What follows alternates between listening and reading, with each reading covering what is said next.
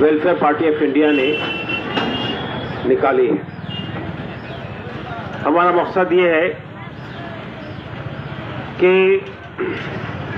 जो लोगों के अधिकार है उनके साथ हमारी राजनीतिक पार्टियां, खास तौर से वो पार्टियां जो शासन कर रही हैं, चाहे वो केंद्र में कर रही हो या राज्य में कर रही हो, वो जिस तरह उनका हनन कर रही है, जिस तरह उनको देने से इनकार कर रही है। हम ये चाहते हैं कि समाज के हर वर्ग के लोग सामने आए, खड़े हों, अपने अधिकारों की लड़ाई लड़े। यही लड़ाई हमने आज से 75 साल पहले अंग्रेज़ों के खिलाफ लड़ी थी, और वो लड़ाई इस बात के लिए थी कि हमारा जो लोकतांत्रिक अधिकार है कि हम अपने देश को अपने हिसाब से चलाएं, हमारे देश में हर शख्स आज़ाद हो। हमने वो लड़ाई जीत ली। जाहिर है कि वो पब्लिक के पार्टिसिपेशन से जीती है, और वो पब्लिक ने लड़ाई लड़ी। सामने लोग खड़े थे, लेकिन पूरी पब्लिक, पूरी हमारे देश के हर आदमी, हर व्यक्ति, चाहे वो हिंदू हो या मुसलमान, चाहे वो सिख हो या ईसाई हो, हर आदमी ने अपना उसमें योगदान दिया था। आप जानते हैं कि ये जो लड़ाई लड़ी गई थी वो एक ऐसे देश के निर्माण के लिए लड़ाई लड़ी गई थी जिसको हम खुद बनाएंगे। एक ऐसा देश जिसमें हर शख्स को, हर आदमी को अधिकार हासिल होंगे। जो बेसिक अधिकार हैं, जो बुनियादी अधिकार हैं, वो सब आदमी को हासिल होंगे। हमने ये बात कही थी कि हम एक ऐसे देश का निर्माण करेंगे जो चंद साल के अंदर ही एक कल्याणकारी राज्य बन जाएगा। हर आदमी को, चाहे वो कितना ही गरीब हो, चाहे वो कितना ही पीड़ित हो, चाहे वो कितना ही कमज़ोर हो, चाहे वो कितना ही समाज के पिछड़े वर्ग से ताल्लुक रखता हो, हर आदमी की जो बेसिक अधिकार हैं, जो बेसिक जिम्मेदारियां हैं, जो बेसिक उनके इश्यूज हैं, उसको हल किया जाएगा। हर आदमी को खाने के लिए 2 वक्त की रोटी मिलेगी, हर सर को छत मिलेगी, हर बदन को लिबास मिलेगा, हर हाथ को काम मिलेगा, और हर पैदा होने वाले बच्चे को अच्छी शिक्षा मिलेगी। हर आदमी के लिए स्वास्थ्य का अधिकार होगा। लेकिन आज 75 साल बाद हम कहाँ खड़े हैं, इसका हमको जायजा लेना चाहिए। 75 साल के बाद भी जो बेसिक लोगों के अधिकार हैं वो आज तक उनको नहीं मिल पाए।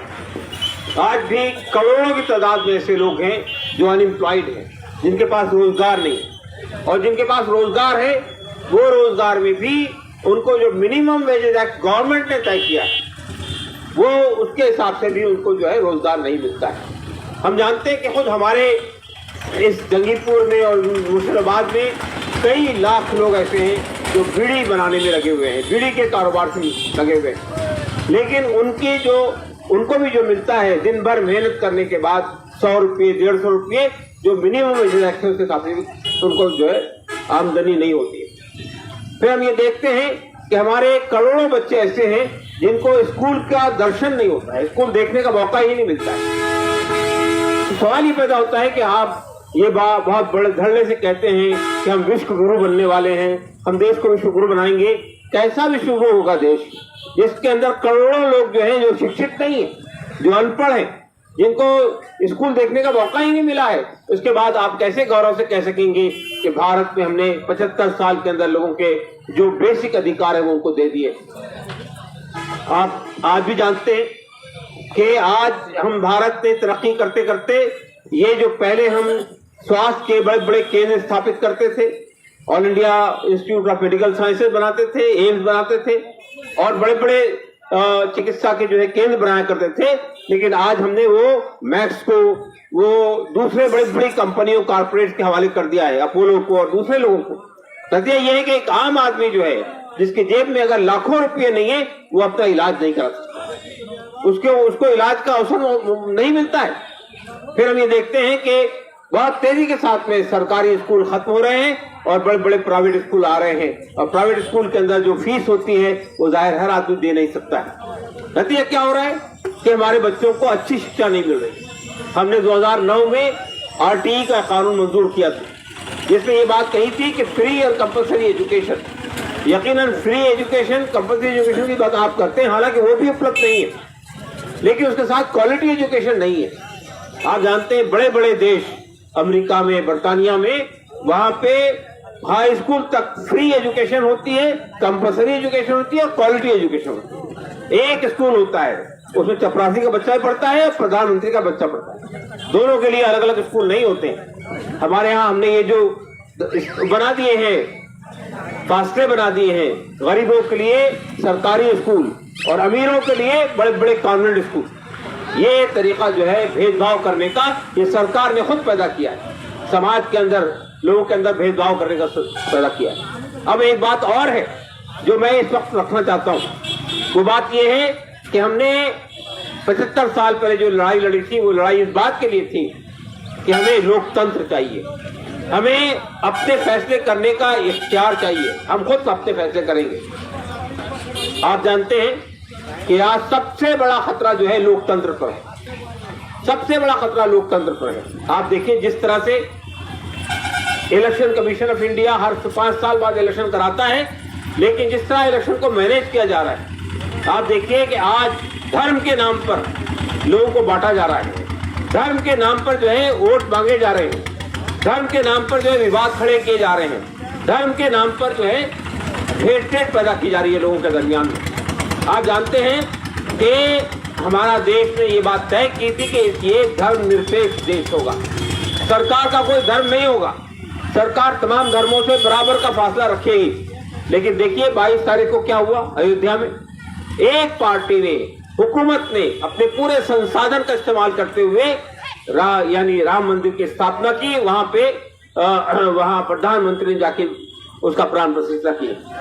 एक से एक संवैधानिक देश में, एक धर्मनिरपेक्ष देश के अंदर ये स्टेट की रिस्पॉन्सिबिलिटी नहीं है। लेकिन चूंकि अब आप जानते हैं कि हमारी पार्टियां, चाहे वो केंद्रीय पार्टी हो, चाहे वो यहाँ की टीएमसी पार्टी हो, वो समाज के जो असल जटिल मुद्दे हैं उन पे बात नहीं करना चाहती है, स्वयं से वो धर्म का इस्तेमाल कर रही है, वो लोगों को भटकाने का काम कर रही है, वो लोगों के अंदर इमोशन पैदा कर रही है, वो लोगों को जो है असल मुद्दों से भटका रही है, और फिर इसी में धर्म के अंदर, इसी में लड़ाओ और हुकूमत करो का जो तरीका अंग्रेजों ने इस्तेमाल किया था, उसको इस्तेमाल करके जो है समाज में जो है दूरियां पैदा कर रही है। दोस्तों और साथियों, वेलफेयर पार्टी ऑफ इंडिया एक ऐसी पार्टी है जो समाज के हर वर्ग को साथ लेकर चलना चाहती है, जो समाज के हर वर्ग के एम्पावरमेंट के लिए, उनको आगे बढ़ाने के लिए, उनको तरक्की देने के लिए काम करना चाहती है।